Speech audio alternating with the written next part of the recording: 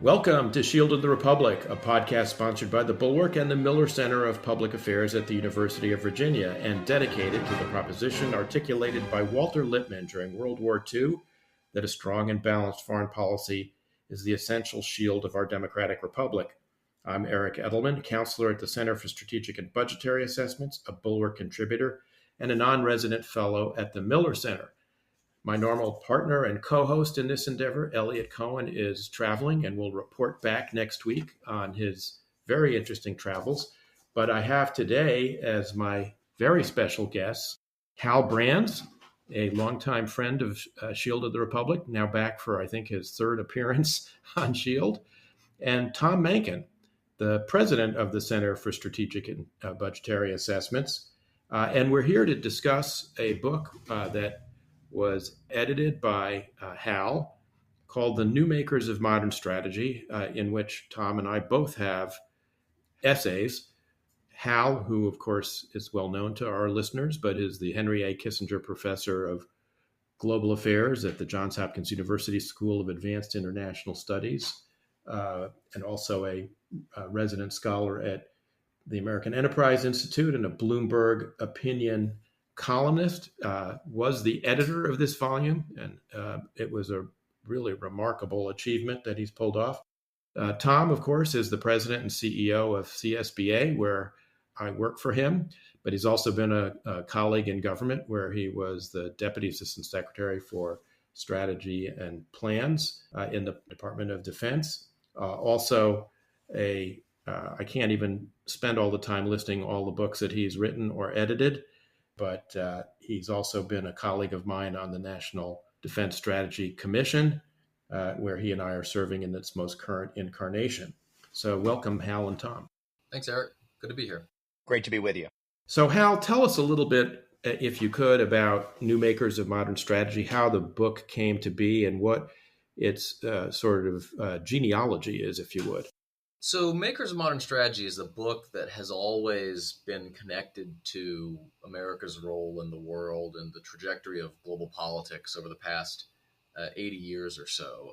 This version, which was just released, which we all were involved in a couple of months ago, is essentially the third edition of a larger franchise.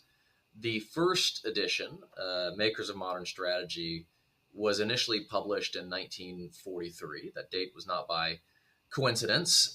There was very much a sense with Edward Mead Earle, the editor of that volume, and a number of his contributors, that the United States had entered a new era in its career as a power. It was going to be involved in global affairs with greater regularity and with greater intensity than had been the case in the past, a fact that was obvious to him even before the United States got into World War II, but had become obvious to pretty much everybody by the time the book was actually published. And so the purpose of that initial volume was to provide a grounding in military thought and in strategic analysis that would be useful not just to experts in the field, although certainly it was, but to sort of the general educated readership of the United States, to the people who would have to deliver the votes and provide the political backing for the policies the United States would pursue henceforth. And so this was really a book that was deeply connected with America's emergence as a global power.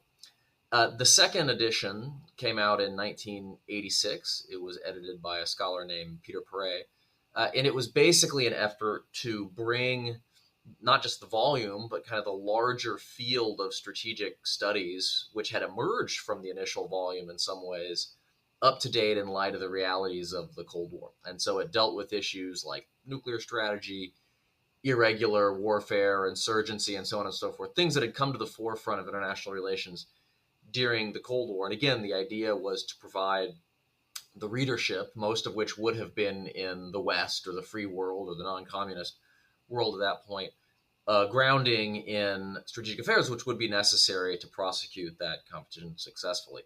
Now, fast forward 30 some odd years, and the United States finds itself entering a new era of pretty intense geopolitical rivalry that won't need a whole lot of explanation to people who listen to this podcast. And so in partnership with Princeton University Press, I worked to bring out a new volume that would help use history to equip readers to make sense of strategic realities today. Tom, I wonder if I might just ask you, before asking Hal, to kind of pull some of the main themes out of the many, many chapters that range, as the subtitle says, from the ancient world to the digital age. How did this book actually affect you as a budding young scholar? The franchise, I should say. Yeah, thanks for that. The first edition of Makers of Modern Strategy is one of a handful of books that literally changed my life. I encountered it first as a junior in college. I can remember where I was when I first read it. I can remember when it was. It was in the context of International Relations 381, Introduction to Strategy. I remember opening up the book, reading it, and just it opening up a new world for me. And the things that I remember about that first edition certainly carried through to the second edition and very much carry through to the third edition. And those things were, well, first it was about history. And, history was something that I loved and I love. Second, it was a book about ideas, right? And ideas are things that I find fascinating, big ideas. But it was also that third part, and it's there in the title of all three books in the franchise. It was about makers, right? It was about people. So it wasn't just about the flow of historical events. It wasn't just about ideas. It was about the people who had those ideas and the people who enacted those ideas. And from the very beginning, that was a very powerful combination. So I remember reading that first edition of the book. I still have it. It's in my home library. I then taught from the second edition that Hal described throughout my professional career at the Naval War College and at Johns Hopkins SAIS. And now, I'm so honored to be part of the lineup for the third edition. Yeah, I have to say it is an incredible honor to be a part of this as well. One of the things that is really striking about this volume is the breadth. So it's not just, as the first volume was, sort of limited to the West and really, for the most part, Anglo-American strategy, as the first volume was. I mean, there were other, things addressed in the first two volumes, but you've really opened the aperture by going beyond the normal geographic confines of the two first volumes in the franchise, and as well expanding the sort of subject matter, beyond pure warfare. We had, for instance, Corey Shaki on a couple of weeks ago talking about her essay about Tecumseh and the Shawnee Confederation and the diplomacy in which he engaged. Can you talk a little bit about some of the big themes that you describe in the introduction that emerge from this 1,000-page volume now that brings all this material together? Yeah, I'd be happy to. Maybe though, just briefly, I could make a couple of comments about points you just made. And the first is that, when I was crafting the initial approach to this volume in cooperation with a couple of colleagues who unfortunately weren't able to continue on with the project, what we basically tried to do was think about what are the issues that the contemporary strategists would need to understand to make sense of the world, and then working backward from that, what are the historical subjects, the historical figures that one would need to make sense of these present issues, that one could use as an aid in making sense of these present issues. And so just getting at the point you made, Eric, about having less of an overwhelmingly Western focus in this volume than in prior ones, very difficult, obviously, to make sense of the world today without understanding something about, say, the Chinese strategic tradition. And so that's a subject that figures in a number of chapters throughout the book. Another point I'd make, which actually occurred to me more in hindsight than it did in foresight, I'm embarrassed to admit, is that Makers is a franchise that's always been connected with particular institutions in one way or another. It was connected, obviously, with the Institute for Advanced Study in Princeton initially. And when I look back at the way that this volume came together, this volume is very strongly connected with a couple of institutions that the three of us are closely connected with. And so one of them is the Naval War College, particularly the Strategy and Policy department there. I was giving a talk there today and realized in preparing it that I think 9 out of the 45 chapters were written by someone with some sort of connection to that particular department, which it's not a coincidence. It's not because I like going to Newport or anything like that. It's because that institution really invested in the study of strategy and diplomatic and military history at a time when most of academia had forsaken it, and has helped build up intellectual capital and intellectual relationships that help sustain the field today. But the other one, of course, is the institution with which we're all associated, which is Johns Hopkins SAIS. And I think there's probably roughly an equivalent number of chapters written by folks who are associated with that institution in one way or another, whether that's the three of us, or Frank Gavin, my colleague, or Carter Malkasian, who wrote a great chapter on strategies of counterinsurgency and counterterrorism, and so on and so forth. And so I think going forward, people will associate this volume with those institutions.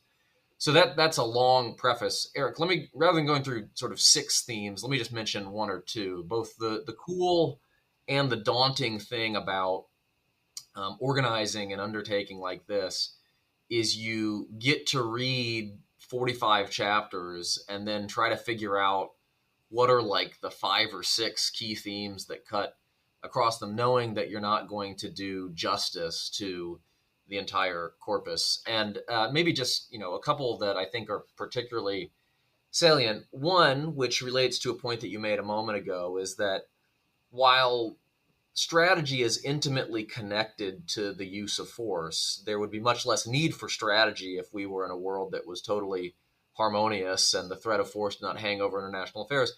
It's also far too important to be left simply to the generals. And so if you think about strategy, it really is the use of all the tools you have at your disposal to attain whatever objective it is that you are seeking. It frequently involves synchronizing the use of a variety of different aspects of national power to achieve those objectives. And so when we think back to World War II, for instance, there were great military strategists in uniform in a variety of different countries during that conflict. But probably the greatest strategists, I would argue, were the civilian leaders, people like Roosevelt and Churchill, who really had to master the art of bringing it all together, bringing economics, coalition diplomacy, domestic mobilization, military operations on multiple continents and multiple theaters together into some larger scheme of what they were trying to achieve. I think that's really the apotheosis of strategy. And so that's where I tried to hit that point pretty hard in the introduction.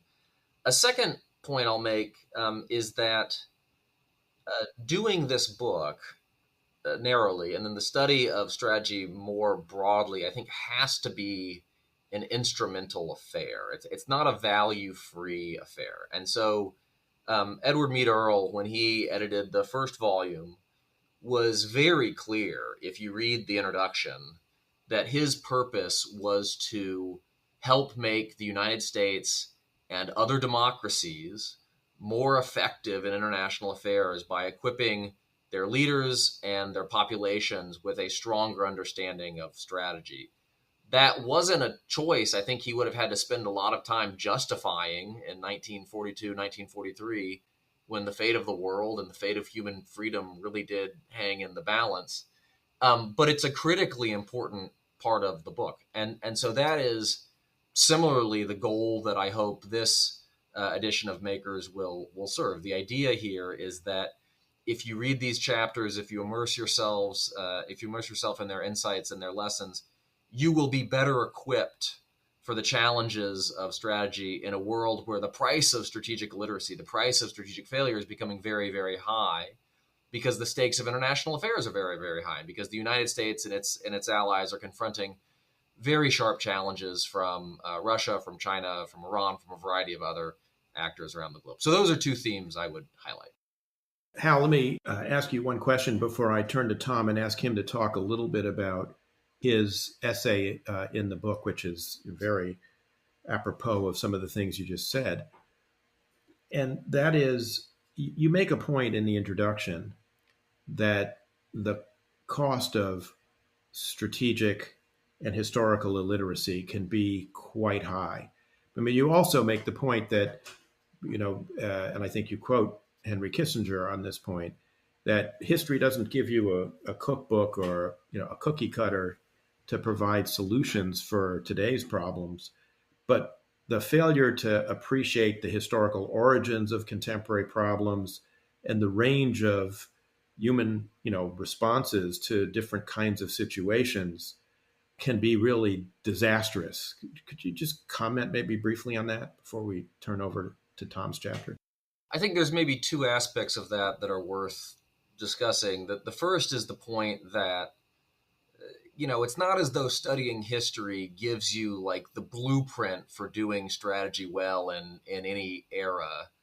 And you can figure that out by reading the book, because the authors of the various chapters will point to, a particular dynamic that may have worked really well in one circumstance and much less well in another, right? And so maybe strategy is supposed to be about pitting your strengths against the opponent's weaknesses, but maybe there are cases where you actually have to pit your strengths against the opponent's strength, or whatever the case may be.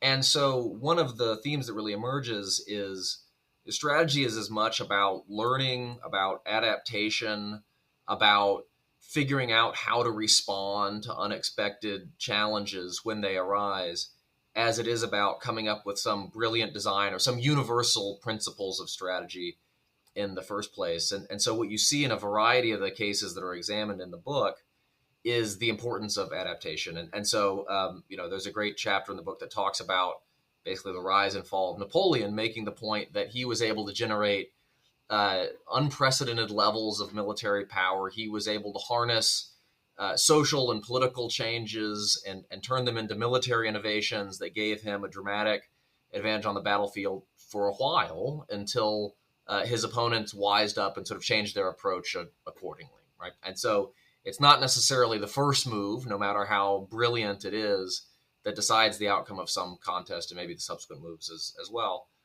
But this gets to the second point. If you're trying to figure out what makes for good strategy, or what makes for good strategic thinking or good leadership, there really isn't any other place to turn but history, right? That's the only repository of insight we have about what has worked in particular circumstances, what has not worked in particular circumstances, what challenges even the best strategies are likely to encounter over time. It's the only way you can gain a sort of vicarious experience without having to pay the cost of getting that experience in real time. And so there's one of these great quotes from Bismarck, which is probably apocryphal, but who cares, where he basically said that, fools learn by experience, wise men learn by other people's experience, right? And that's essentially the heart of the historical endeavor, and something that I think we try to honor in this volume.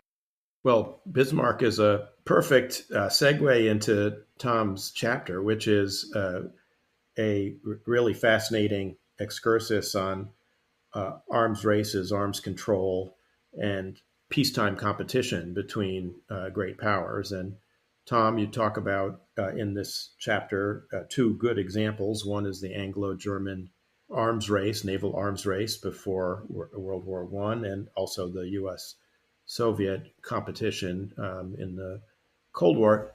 Tell us a little bit about the chapter. I mean, you talk about this is the realm of strategic competition between conflict and cooperation, and explain a little bit to the listeners how you think about that. Yeah, I would very much associate myself with what Hal just said. When we think about strategy, strategy is not just something that one carts out in time of war. Strategy is also a feature of peacetime interaction, right, and peacetime competition. And what I wanted to bring to the fore in my chapter was various strategies of peacetime competition, and that includes arms competitions or arms races, and it also includes efforts to limit competition, limit interaction through arms control.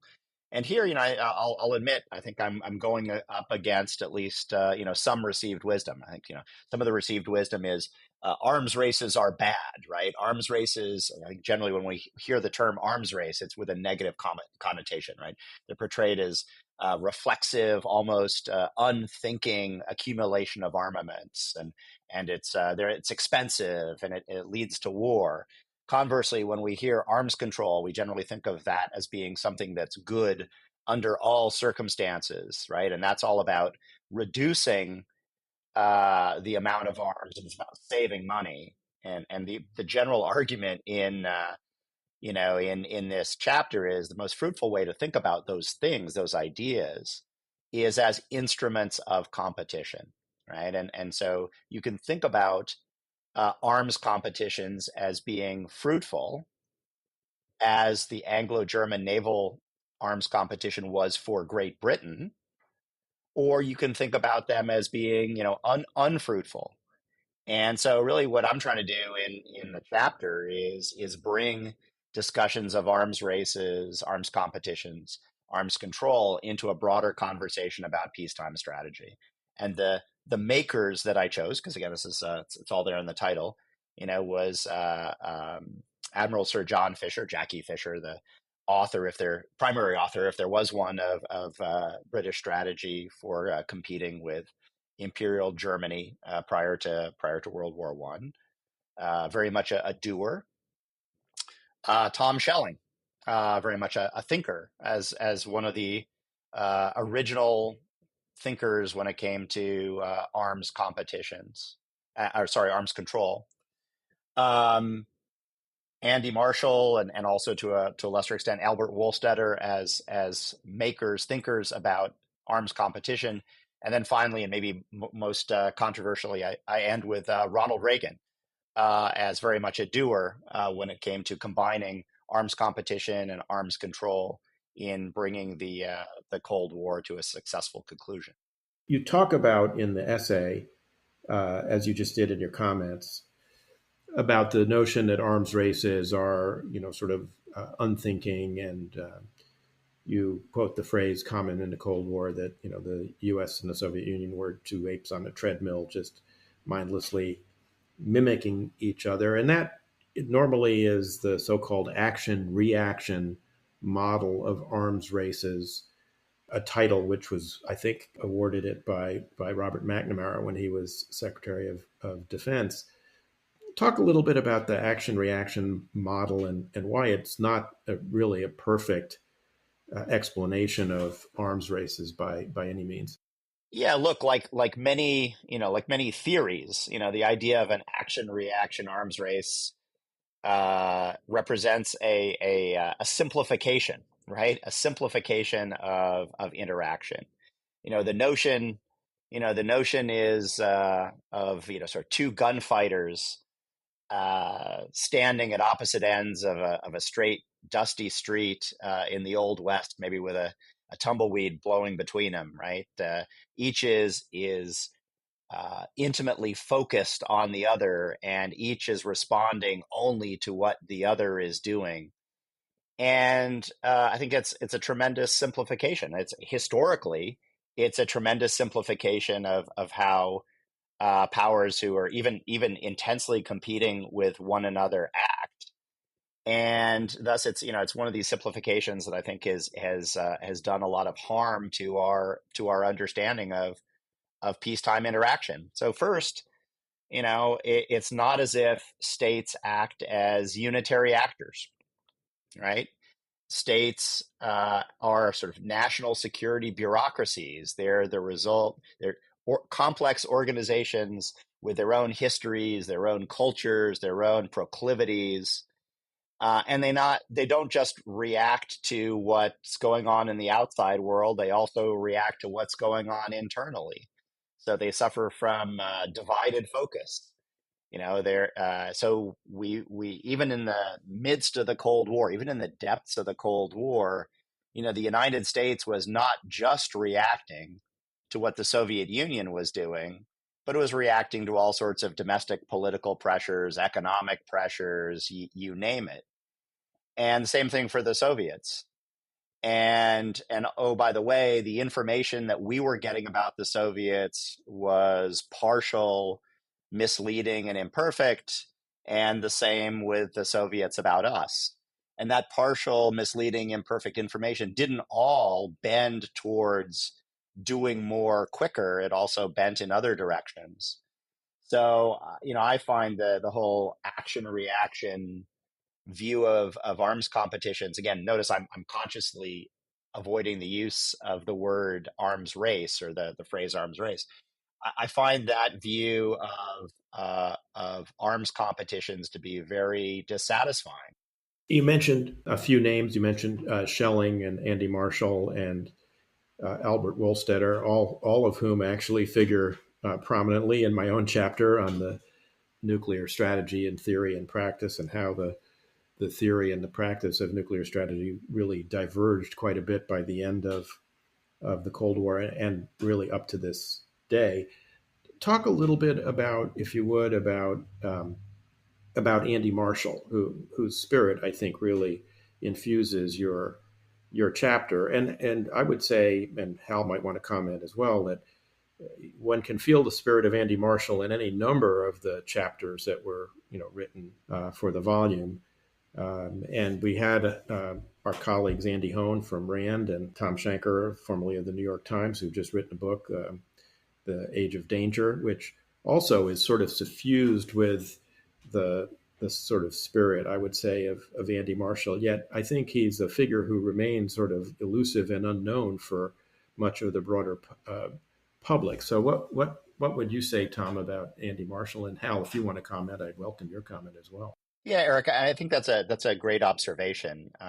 Look, I was lucky enough to work for Marshall briefly in the Pentagon, and I was even luckier to get to know him even better, after I stopped working for him, throughout his time in the Pentagon, and then after he retired. And I think he was an extraordinary figure, and I mean that in several ways. I mean, first, professionally, he really had two full careers. I mean, a full career as an analyst at the Rand Corporation, really from the founding of the Rand Corporation until the mid 1970s. And frankly, it's mainly in that career that I think he figures most heavily in my chapter. And, in that career, he made some key contributions to the field of strategic studies, right? To the way we think about strategy. And then he went on to a second career, in the Pentagon, where he served as an appointee of every administration from the Nixon administration to the Obama administration, which I'd say that's extraordinary in its own way, right? From a 21st century perspective, to have a man who was as a political appointee of every administration from Nixon to Obama, that's something that's unheard of these days. So I think that's one way in which he was extraordinary, was just that he had these two careers. And I think the other thing, relatedly, that made him extraordinary was, again, the insights that those two careers gave him. And so first, I think this idea that, and this comes from his early years at RAND, where he was part of a very small and select group of people that had access to the most sensitive information that we had about the Soviet Union.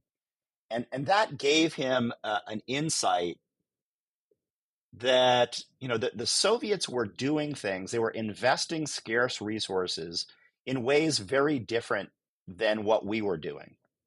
And so from that just comes this basic insight that you can be in a competition with another state that, again, views things very differently, that acts very differently than you did. And that was certainly in the case of the Anglo-German naval rivalry, right?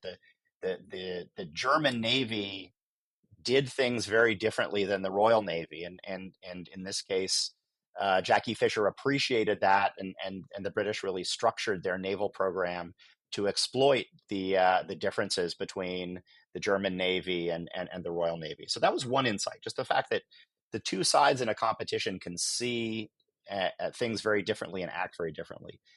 The other insight I really take from Marshall is the fact that, and I already touched on this, that national security decisions are not made by, at least in the 21st century, they're not merely made by individuals. They're not made by states acting as unitary actors. It's not the collision of these billiard balls against one another. National security decisions are made by big, complex bureaucracies that have their own preferences, their own culture, their own history, and that understanding that that organizational context, both on your own side and then also thinking about a competitor, really is central to success when it comes to formulating, let alone implementing strategy. Yeah, I mean, Marshall, plays a role in my chapter on nuclear strategy that's actually quite interesting and important, because although our colleague Frank Gavin, whose chapter on nuclear strategy is a companion to mine in the volume, argues that it's really hard in most cases to see the impact of, quote, makers of strategy on the actual U.S. force structure and policies that were implemented. Marshall's actually part of that very rare sort of moment where at the end of the 50s, he's involved at RAND in a number of important studies that start to move the United States away from the initial emphasis on targeting large urban industrial areas, which was a carryover from the World War II strategic bombing theories that were being implemented by Curtis LeMay as head of Strategic Air Command, and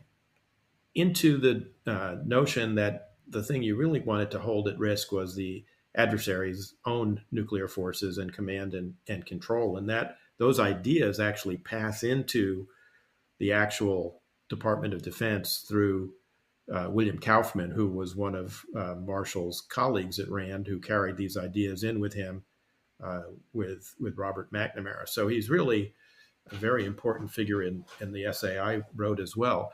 Hal, do you also detect the sort of spirit of Andy Marshall, lurking through the volume? Yeah, I'll make 2 points about Marshall. And so one is that sometimes an individual will capture an intellectual shift that's happening in strategy and really distill it in an interesting way and serve as the person who articulates it most clearly, even if the people who are subsequently implementing strategy may or may not know who this person is and what they argued. And you can make an argument that that was Marshall with respect to U.S. strategy in the late 70s and 1980s. And so one of the key insights that Marshall comes up with in some of these papers that he writes for RAND, and then once he moves over to the Pentagon in the 1970s, is this idea that in an increasingly competitive U.S.-Soviet relationship, where the U.S. just no longer has the same margin of raw power and resources that it had in 1949 or 1957, that success is going to be determined by whether the United States can apply its resources in ways that make the Soviet Union spend disproportionately in response. And he's talking mostly about the strategic arms competition at that point, but you can see that idea carry over into a host of aspects of U.S. policy during the 1980s. Everything from the Carter-Reagan military buildup to the Reagan doctrine of support for anti-communist insurgents in the Third World to the intensified informational struggle against the Soviet Union and so on and so forth. And so I think Marshall is one of the perhaps most important underrated strategists or strategic thinkers of the late Cold War in that respect. But the other thing that makes him really important, and frankly that makes him as germane as anything else to this volume, is he was also a patron of strategic studies and of military history and of the sort of work that goes into this volume. And so, the Office of Net Assessment didn't just do net assessments. It also sponsored quite a lot of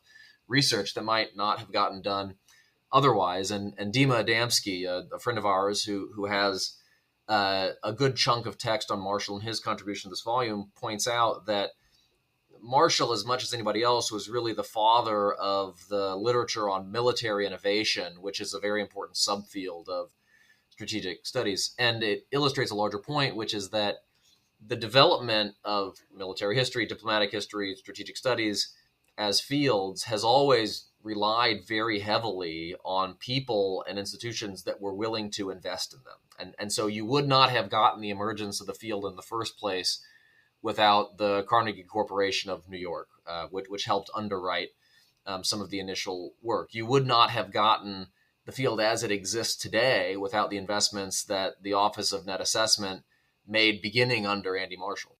To your point, Hal, and you've written about this, of course, in a variety of contexts, including in the Twilight Struggle, which you discussed on this podcast a year or so ago, maybe more now.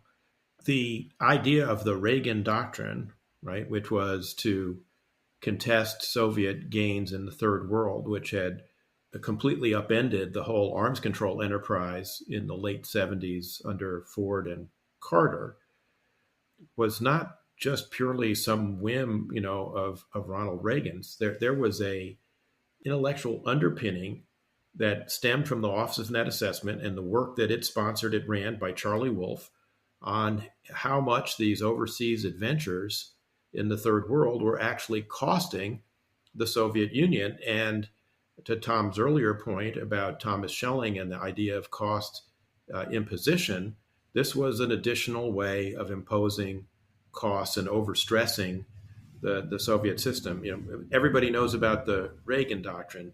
Not so many people know about, the role that the Office of Net Assessment and Andy Marshall and Rand played in providing an intellectual scaffolding for the idea. Tom, what makes, based on your study of this, for a successful strategy for peacetime competition as opposed to actual, strategy in war? Well, actually, Eric, you just touched on one element of it, which is, a real deep understanding of your competitor. That's something that we acquired during the Cold War. It's not something that we had at the beginning of the Cold War. At the beginning of the Cold War, there was, you could have filled up a room with all the things we didn't know about the Soviet Union as a competitor. But over time, and as Hal pointed out, through a lot of investment, societal investment, governmental investment, but even broader than that, societal investment, we discovered a great deal about the Soviet Union, the Soviet system, at the Soviet bureaucracy, that we were able to turn to competition and being successful in competing with the Soviets. So I think that's one. And again, you see that in the previous historical era when it comes to the Anglo-German naval rivalry as well.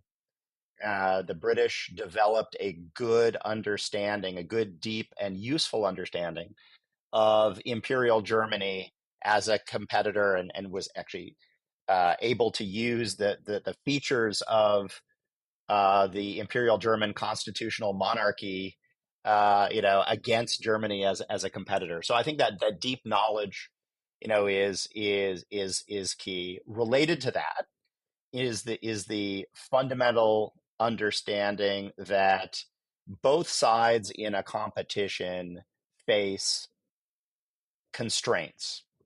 I think it's all too easy for us to understand and wallow in our own constraints without looking outward and realizing that our competitors also face constraints. Right. So good strategy comes from an understanding of the constraints that both sides face and using them to your advantage.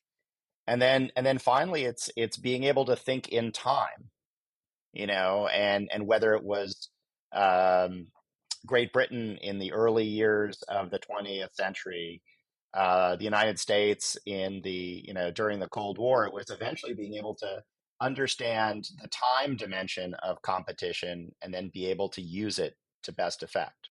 I want to ask both of you to talk a little bit about the arms control element of this that you talk about, Tom. And one of the things you suggest in your essay, and actually it's also in mine on nuclear strategy, is that arms control as it was originally conceived has come a little bit unmoored from its initial conception by, among others, Thomas Schelling, which is to say that it was conceived of initially as a part of the ongoing competition, not as the pure solution to the competition.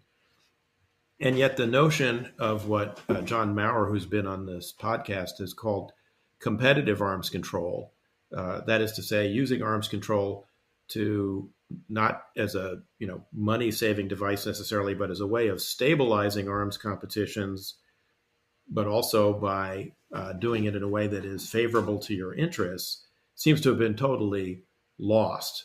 And it's now just seen as a sort of panacea for, any kind of competitive relationship that is souring, whether it's our relationship with China or Russia. The answer is always arms control. How did this happen, Tom? How did it kind of come unmoored? And why have we lost this notion of competitive arms control? Hal, you've discussed this as well in the Twilight Struggle. Yeah, I think you're right.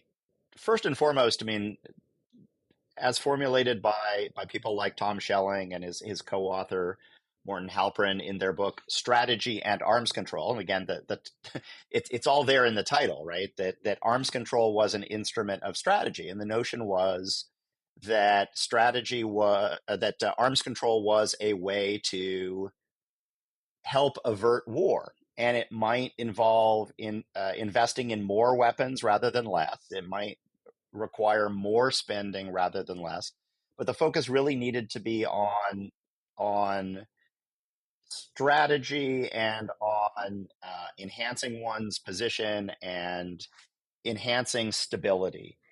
I think it became unmoored for a couple of reasons. I mean, one is that you have some people that are strategic thinkers and others who aren't. I mean, and I say that just, I think the propensity for strategic thinking, like any other trait, any other quality, is not evenly divided across the population.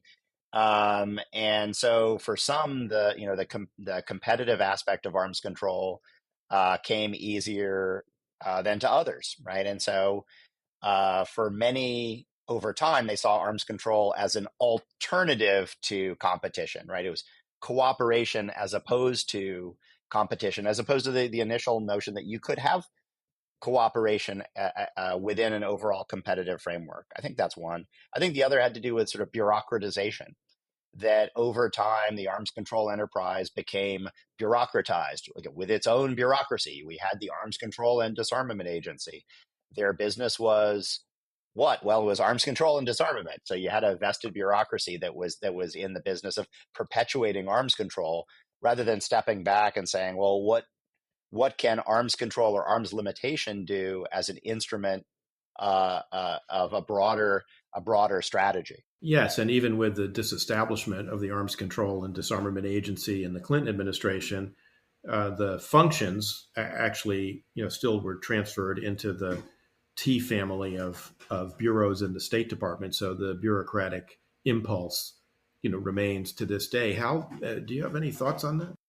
There were always two approaches to arms control, or two sources of support for the arms control agreements that the U.S. And the Soviet Union concluded, particularly in the 1970s. And one was from what you might think of as the arms control community, which tended to think of arms control as a good in and of itself. And then the other was from the people who saw arms control as a competitive tool, which may or may not be good depending on whether it strengthened your competitive position. President Nixon was in the latter category and really didn't have a whole lot of patience for people who were in the former category. He would, at the same time that he, right before he'd fly to Moscow to sign SALT and the ABM Treaty, he would talk about the pathetic idealism of the arms controllers within his own administration, in some cases, who were negotiating those accords. And I think what happened was that what kept those two things together was the combination of sort of the nuclear danger on the one hand, but then also the reality of this very intense rivalry with the Soviet Union on the other. And so the reality was that you just couldn't succeed strategically in that competition if you didn't have at least a somewhat competitive approach to arms control. But you also, frankly, needed the arms control community. You needed the arms controllers, because if you weren't seen to be doing something to control the nuclear threat, it was actually difficult to sustain political support or diplomatic support for U.S. policy. So in a couple of different respects, the Cold War had a disciplining effect on the debate within the U.S. policy community. The Cold War ends, of course. We no longer have to worry so explicitly about how some arms control measure advantages or disadvantages the United States in some competition. And so I think things come out of balance at that point. In sort of the bad news is good news or good news is bad news category, arms control is dead as a doornail right now. We are rapidly reaching the end of basically, the New START Treaty, which is essentially the last remnant of the Cold War and early post-Cold War era arms control agreements between the United States and the Soviet Union, or the United States and Russia, as the case may be. Doesn't look like the prospects are great for doing something to extend its provisions, because you can't actually extend the treaty again without Senate ratification and so on and so forth. So there's not, and China doesn't look particularly interested in arms control of a sort that would be appealing to us at the moment. So we're going to go through a period of a number of years where there's just not going to be a whole lot happening in kind of the traditional arms control area. That's, that can be bad news to a certain extent. The good news, though, is that it may force you to think a little bit more carefully about what you're trying to get out of arms control in the first place, how you reconcile it with strategies of competition, how you approach arms control in an era where it's no longer simply a bilateral affair between Washington and Moscow, but has to take into account an environment where you've got three nuclear peers or rough nuclear peers by the early to mid 2030s and so on and so forth. So there's some time ahead of us that we can use to start addressing some of these shortfalls if we think creatively about it. Not to put too fine a point on it, the National Security Advisor, Jake Sullivan, on June 2nd gave a speech to the Arms Control Association, in which he talked about in his speech something, Hal, that you've written about in your Bloomberg columns, and which Frank Miller and I have testified about in front of the Senate Armed Services Committee, which is the fact that we are now facing a totally unprecedented situation in which the United States has to deter two, and I wouldn't even say near peers. I mean, certainly Russia in some respects is not just a peer. It has potentially superior nuclear forces, at least numerically, to ours. And China is rapidly moving towards being a peer. I mean, if you look at the Department of Defense's reports on Chinese military power, their projections are that the Chinese will be up at the level that we're limited to under the New START Treaty of 1,550 warheads sometime around 2035, which is not that far away. So Jake Sullivan noted that and offered to unconditionally have negotiations with both Russia and China on these very important arms control issues. That is to say, not linking them to other issues like the South China Sea or Ukraine. The Chinese were pretty quick to say they had no interest in this, which is a standard position that the PRC has taken for many years, that they're not interested in what they call superpower arms control. And President Putin, in his remarks at the St. Petersburg International Economic Forum, I'm not sure, I mean, this is not an R-rated podcast, so I can't really actually even say what his response was, but suffice it to say it was an invitation to the United States National Security Advisor to perform an unnatural act on Putin. So I think, Hal, you're right. The prospects for arms control are pretty slim right now. I want to wrap up by sort of going to the question of what surprised you most as you put this together, Hal, and Tom, be interested in what you found most surprising in the essays. I know what my candidate is, but Hal, I'm interested in what you found really surprising. The number one thing that most surprised me is that I'm still on speaking terms with everybody who participated in this project. I've done edited volumes before. That is by no means assured. And so I was surprised and delighted by that, and take a lot of pride in it, actually. But more seriously, you could pick a number of essays that I think will revise the conventional wisdom in one way or another. Let me just mention two that I like quite a lot. One was written by Matt Koenig, and it is a somewhat subversive take on Machiavelli, pointing out that Machiavelli was actually a proponent of Republican forms of government, and that in some ways he was, as Matt calls him, the father of modern strategy in the way that he thought about the relationship between essentially political ends and the use of whatever means one has to use in order to achieve them. In some of those ways, he prefigures ideas that we see from Clausewitz and others. Which leads me to the second one, which I think is surprising, which is Hugh Strawn's essay on Clausewitz is, I think, probably the most explicitly revisionist piece in the book, because what Hugh is arguing is essentially that we've all gotten Clausewitz wrong. That essentially the translation of Clausewitz that went gangbusters during the Cold War basically rewrote Clausewitz for the purposes of the Cold War, and that what he was really saying in a number of cases about war, about strategy, about different types of conflicts was somewhat different than we think we understand. And so I think that essay is going to really shake up the field of Clausewitz studies, and I look forward to seeing the reaction that it gets. Of course, that edition of Clausewitz was published by Princeton University Press and came out coterminously with the second volume of New Makers. So, Tom, what did you find surprising? And then I'll tell you what I found really surprising. Well, I won't give you surprising. I will say first, I learned a lot from reading the essays, and I think again it's a tribute to what Hal's put together here and the breadth and diversity of the essays. And even more than that, I'll say that I will learn a lot more when I continue to read the book, which is, again, it's a book that you learn a lot from on the first reading. But like any good book, I expect to learn more the next time I read it and when I reread it again and reread it again. The other thing that I would say, and it wasn't so much surprising as it was reassuring, which was, I think we live in an age today where it's so easy to fall into strategic nihilism. Say like this idea of strategy is just sort of it's an artifact, and real people are not competent enough to formulate, let alone implement successful strategies. I think what this book reassured me of was the fact that that's false. That in fact, they're perfectly mortal human beings are capable of doing good strategy, and I think that's a very important lesson for us today in 2023.